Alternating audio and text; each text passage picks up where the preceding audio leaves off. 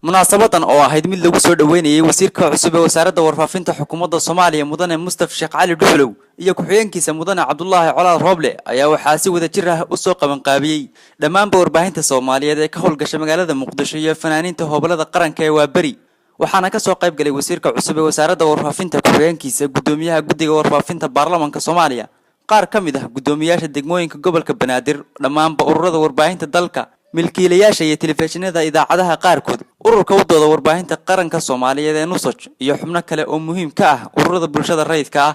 ugu horeyn munaasabada waxaa hadal ka jeediyay xogayaha ururka suxufiyiinta Soomaaliyeed Ibrahim Pakistan waxa uu sheegay in ay ka saxaafad ahaan soo dhaweynayaan wasiirka cusub iyo ku-xigeenkiisa isagoona u rajeeyay isbedel horumarineed iyo midnimada dhammaan warbaahinta dalka ka howlgasha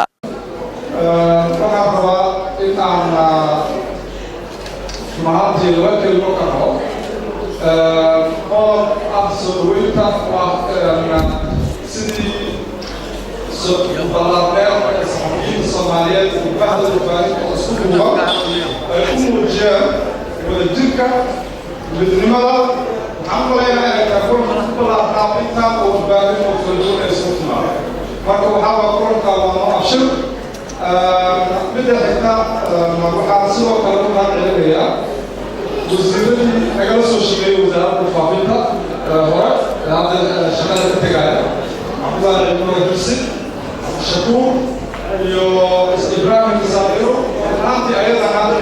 shaqo aad balaaran bahda saxafiyiinta iyo warbaahinta la soo qabtay ayagana u mahadcelinayaa wasiiradii cusub waxaan leenahay soo dhawaada ururka saxafiyiinta qaranka Soomaaliyeed iyo dhammaan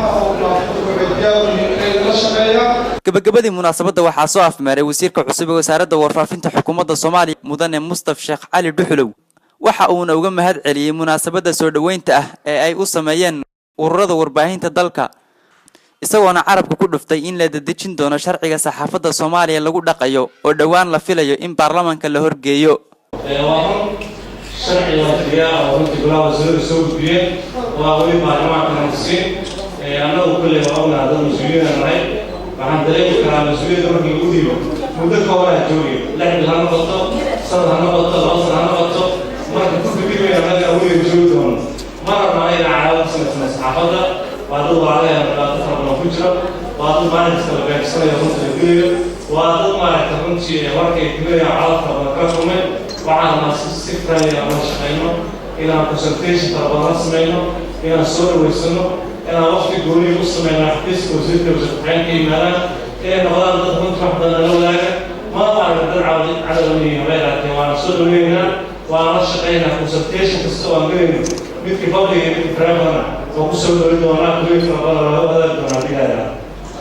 intaa waxaan ku daraa aniga kulli mar baa magacaabo badan sheegi karo sababtu waxay tahay waa inaan xafiiska la wareego kadib marka xafiiska la wareegaan kulli inaan consultation maaragta bilaabi doonaa laakiin ma saxaafadda waxay ka codsanaa inay runtu siday maanta noo soo dhaweeyeen ay noola shaqeeyaan waxaan ilaahay ka baryaa maalinta xilkan laga wareejiyo inay sidaa noo soo dhaweyn doonaa inkastoo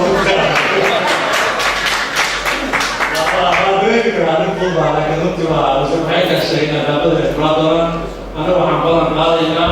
inaan isku dayo wasaaradda annaga aan leenahay ama barnaamijyo guuri wadaan inaan samaysano waxaan isku dayi doonaa magac kalasan ummadda Soomaaliyeed baada saxaafadda inaan si gaara inaan uga shaqeyno Maxamed Bilagelle Somsat magaalada Muqdisho.